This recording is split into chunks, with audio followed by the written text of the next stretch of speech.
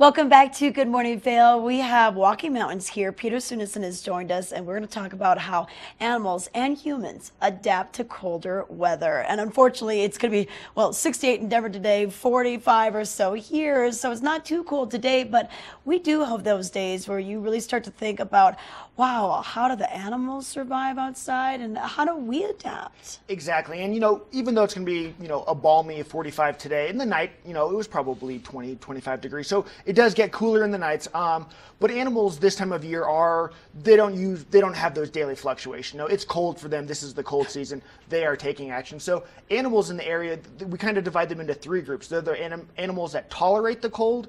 There are animals that migrate during the cold, and then there are animals that hibernate during the cold. So classic example of the hibernator, we've discussed on the show before. It's not a true hibernator, but bears. Yeah. It's an animal that disappears for the wintertime. It's put on its fat. It's going to live off its fat stores. It's going to take the winter off. Okay, he's just like, I'm not going to deal with it. I'm taking a long nap. Exactly.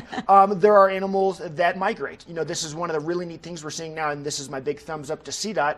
Their sign on the way down to Vail says, watch for animals on the road, elk migrating. Not a lot of people realize that elk are one of the major North American mammals that migrate. We usually think of birds, but the elk are migrating down from their summer habitats up high where they're going to be eating grass, down lower where there's going to be less snow so they can find their food and forage. So that's pretty neat. And then the last one is tolerate. Those animals that go through, special adaptations to live here and stay active all year round in the cold. And that's why I brought in a snowshoe hare fur.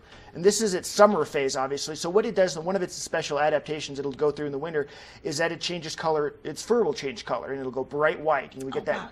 And it's the same fur. It's the same so fur. Amazing. What's really neat is that this brown, so the white fur, it's not pigmented white, it's the lack of any pigment. So the difference between the furs is that each individual hair is filled with a brown pigment. That white is a hollow hair. So there's actually air in the fur in that white winter coat, which acts as an extra insulative layer for those animals. So anything that goes white in the wintertime has that hollow fur, and that helps them stay extra warm. And then it's probably triggered by the daylight hours. Absolutely, yep. So, for the most part, I saw an ermine on the trail on Tuesday, and it is already white. Yes. They are in full, let's stay warm mode.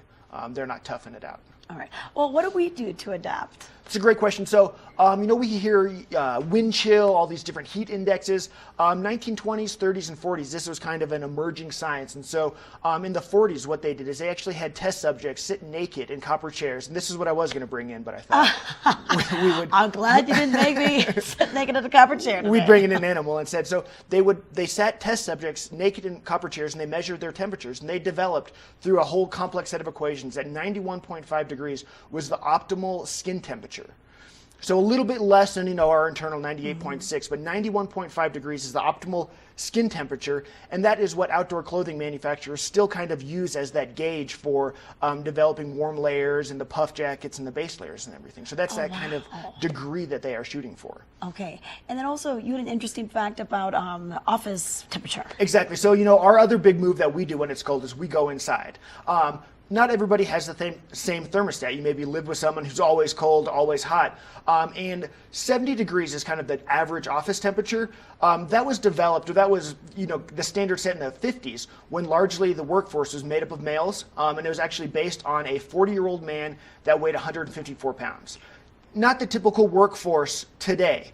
So that 70 degrees, women makes up half, if not more than half, the workforce now. They have more fat, less muscle mass. They're a little bit smaller. They're not as hairy. They don't generate the warmth that 40-year-old male would.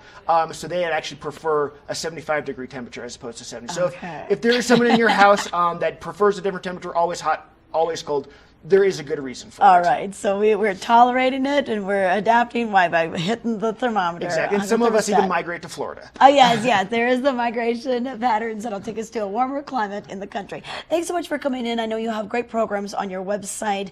If you want to learn more about their daily snowshoe tours, Adventure Ridge will be opening up on the 16th, so they'll have tours up on top of the Vail Mountain.